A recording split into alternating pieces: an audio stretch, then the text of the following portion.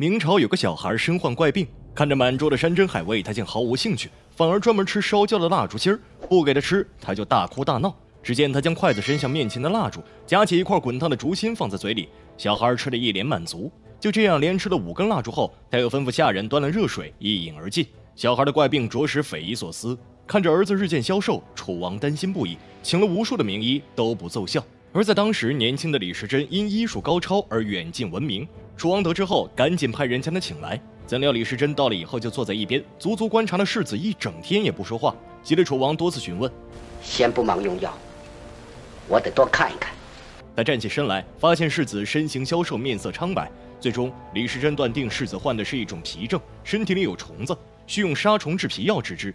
楚王命他快开药方，随即命下人煎药为世子服下。可是没想到，第二天仆人着急忙慌地来禀报，说世子喝了药以后是上吐下泻，急得楚王妃一直哭。此时王府的府医纷纷表示，李时珍开的药方简直就是害人，世子的身体里怎会有虫子，简直就是千古奇闻。他们都等着要看李时珍的笑话。正在此时，李时珍走了进来，楚王大怒，问他怎么回事。得知世子的情况后，李时珍开怀大笑，他表示能吐泻，世子就有救了。他让楚王不要着急，等3炷香后再看看。楚王立马派人点上了3炷香，表示3炷香后，要是世子还不见好转，他就要了李时珍的脑袋。没想到3炷香过去，世子果真痊愈，胃口大开，大口大口地吃起了饭。整个王府皆大欢喜，王妃赏赐李时珍金银珠宝，楚王也赏赐李时珍个8品大官做做。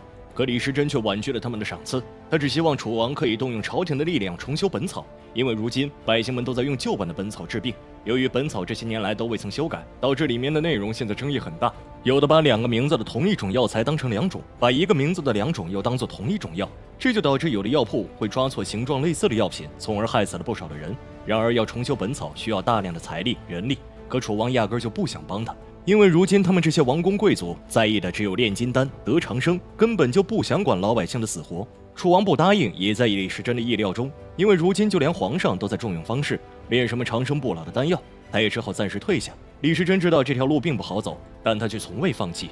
果然没过多久就出事了，楚王因为吃了太多的丹药患了重病，王妃再次派人来请李时珍。李时珍只看了一眼就断定楚王是中了丹毒，他苦口婆心劝说楚王今后万万不要再服用金丹了。方士炼制的金丹其主要成分都是黄金丹、沙水银，这种烈火性质的东西，人吃多了必然会胀腹，甚至会烂肚肠子。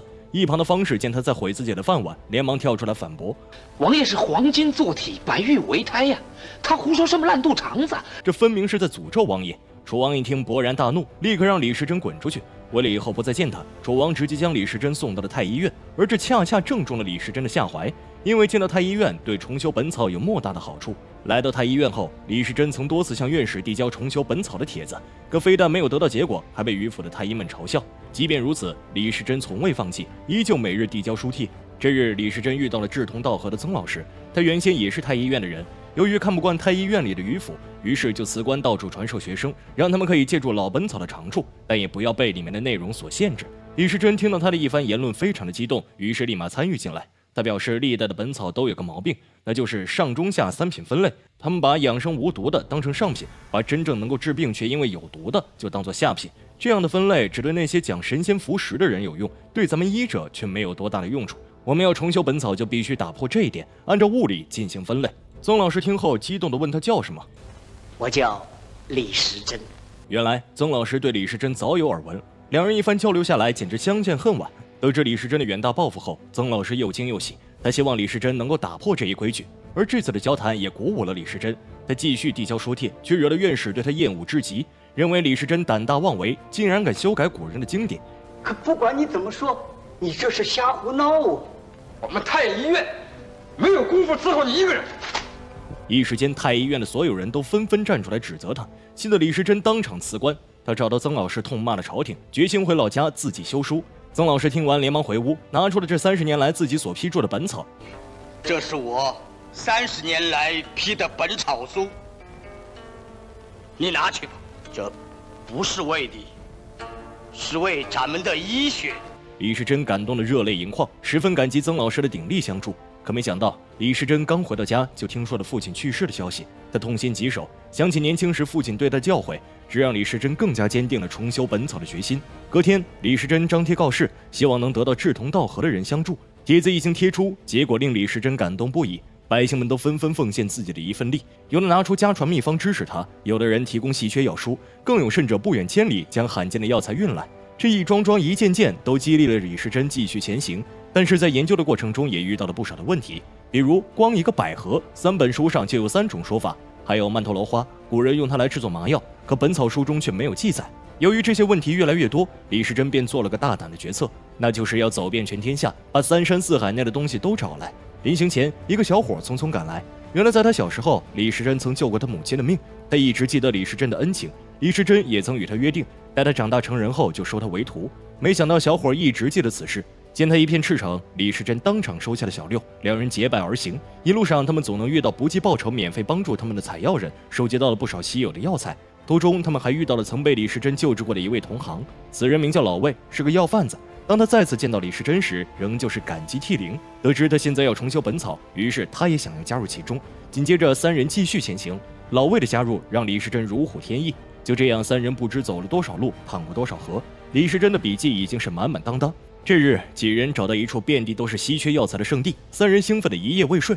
正当李时珍要采这药材时，不远处响起了一阵敲锣打鼓声。原来这座山上有个道观，道观里的人利用神的名义强行霸占这里的药材，不许任何人采摘。见对方不怀好意，3人立马跑路，可奈何他们人多势众，最终还是被抓了起来。为首的恶道士竟夺走李时珍的手札笔记，翻看过后表示这东西简直就是在毁坏道教，说完就把笔记一把丢进了药炉。见此情景，李时珍喊得撕心裂肺，老魏拼了命从火炉里抢走笔记。可不幸的是，在逃跑的途中，老魏遭到了对方的追赶，最后竟意外掉下了悬崖。等李时珍寻到老魏时，他还死死握着笔记的残卷。老魏的死让李时珍备受打击，小廖安慰师傅，大不了再从头来过。李时珍也绝不认命，他整理好心情和徒弟继续上路。他们又重新搜集草药，补写笔记。又过了几个春秋，明朝对外开放，引进不少西洋药材，让李时珍和徒弟见到了不少罕见药材。后来李时珍还撞见了故人田二哥，田二哥看看李时珍的笔记，顿时就对李时珍崇拜不已。他表示，等李时珍修完了本草，自己的书店一定会帮忙把书给刻出来。而李时珍也认为是时候回家整理著作了。就这样，李时珍回到家，足足用了30年的时间，撰写下《本草纲目》52卷，65类上千种药物，上千种疑难杂症药方。为了这本书，李时珍全家都吃了不少苦头。很多人都在等着抄录《本草纲目》，但李时珍又担心别人会抄错。此时他想起了和田二哥的约定，只要刻录出来就没问题了。于是立马写信寄到南京给田二哥。等见了他夜不能寐，日日盼望着田二哥的回信。可田二哥始终没有回信。又过了几个月，李时珍等得心急火燎。他猜测田二哥必定是出了事，他每天都到站点来等信，看得全家人十分心疼。村里药铺的包老板听闻后，心怀不轨的主动要求帮忙刻书。李时珍不甘书无法问世，只好妥协答应。他把手稿拿给包老板过目，奈何包老板竟要求删掉诋毁方士的方子和药品。毕竟当今皇上宠幸方士，李时珍看清了包老板的嘴脸，宁愿书出不了，也不愿奉承方士，直接将包老板赶了出去。李时珍用尽一生整理下来的书，却没办法问世。他看着满桌子的《本草纲目》，潸然泪下。无论如何，他都要刻出来，哪怕是自己亲自刻。全家人不忍李时珍如此伤心，竟答应把家里的所有东西都卖掉。事后一把年纪的他，带着所有钱财启程南京。他先是来到田二哥的书店，这才得知田二哥由于得罪了方士，被关进了大牢。